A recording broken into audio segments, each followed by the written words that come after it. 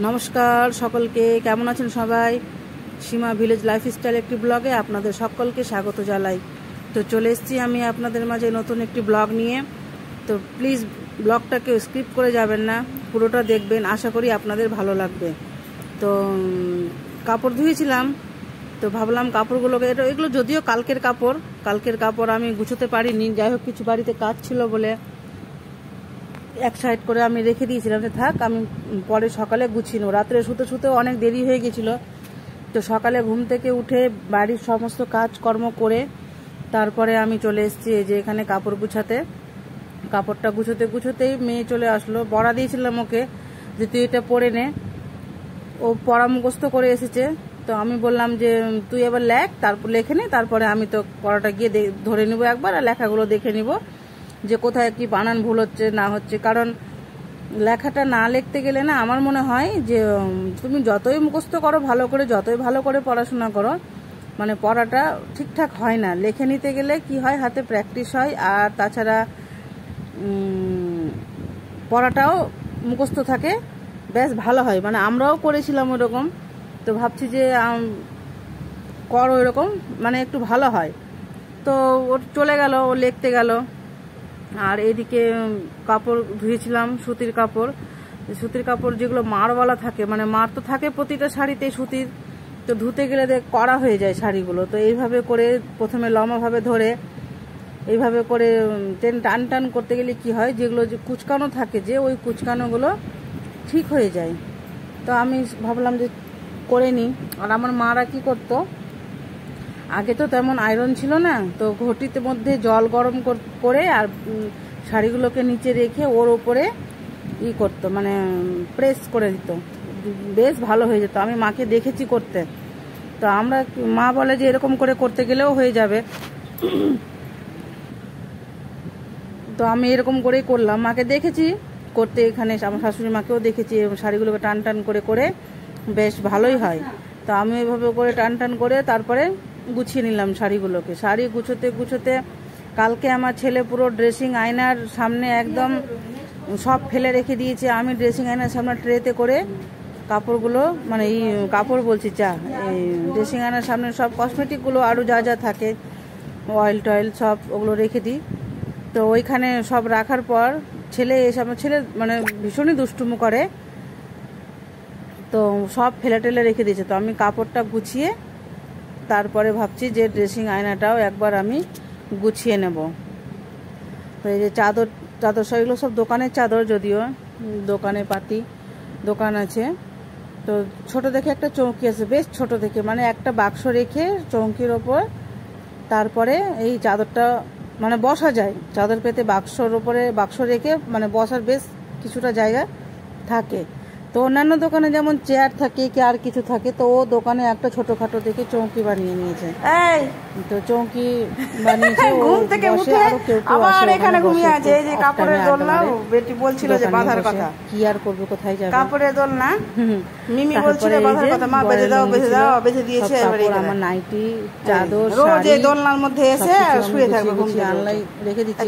চল গুছিয়ে না রাখলে না, মানে জিনিস মানে কাজের সময় পাওয়াই যায় না। তো এই যে আমার পুরো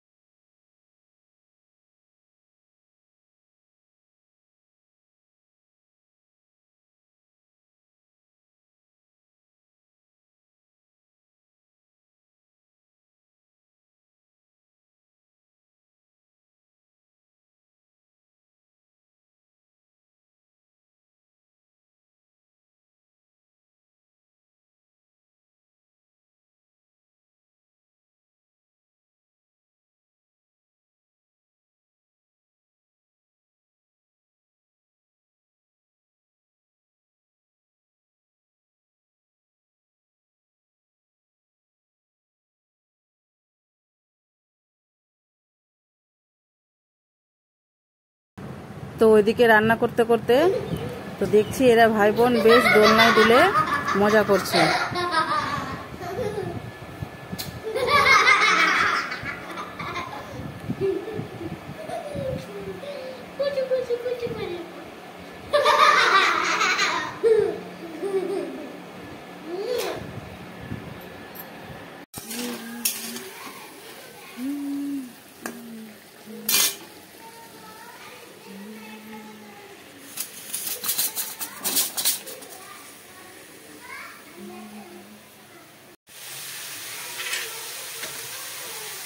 হ্যাঁ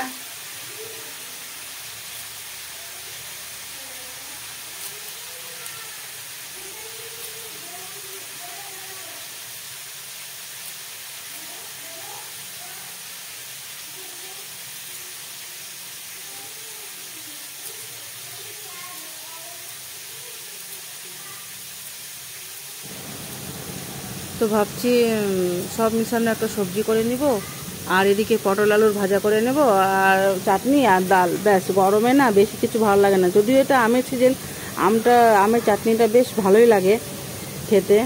তো এই যে সজনে নিয়ে এসেছিলো, তো ওগুলো ছিলে নিচ্ছি।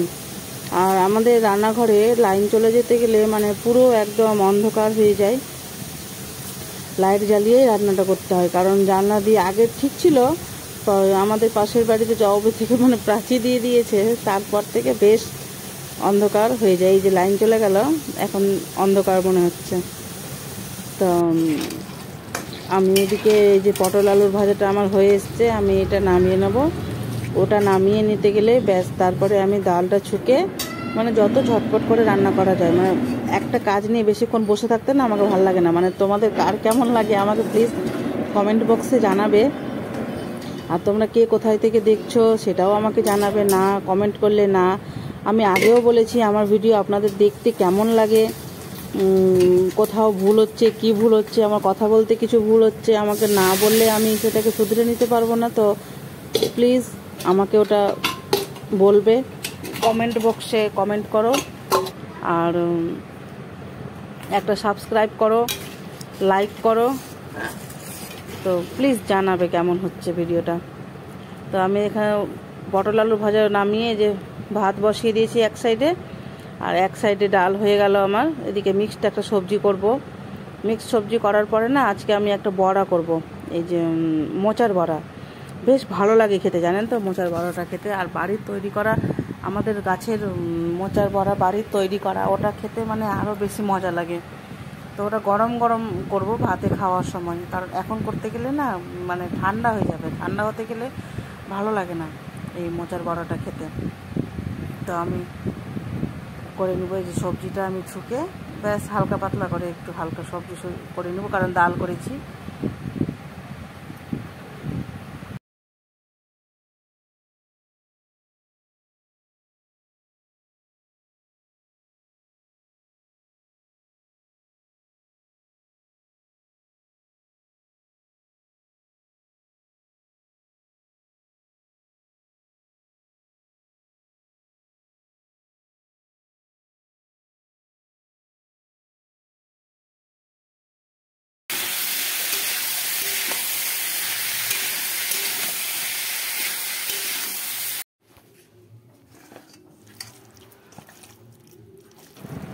তো আজকে এই যে মোচার বড়া, মোচার মধ্যে একটু বেসন, লবণ, হলুদ, লঙ্কা, পেঁয়াজ কুচি দিয়ে বেশ ভেজে নিতে গেলে বেশ গরম গরম ভাতে বেশ ভালোই লাগে খেতে। তো তোমরা কে কোথায় থেকে দেখছো আমাকে বলবে, আমার ভিডিও কেমন লাগে সেটাও বলবে। তো ব্যাস আজকের মতো এতটুকুটাই, দেখা হচ্ছে আবার নেক্সট ভিডিওতে। তো তোমরা সবাই সুস্থ থেকো এবং ভালো থেকো, টাটা। আর প্লিজ চ্যানেলটাকে সাবস্ক্রাইব করে দিও।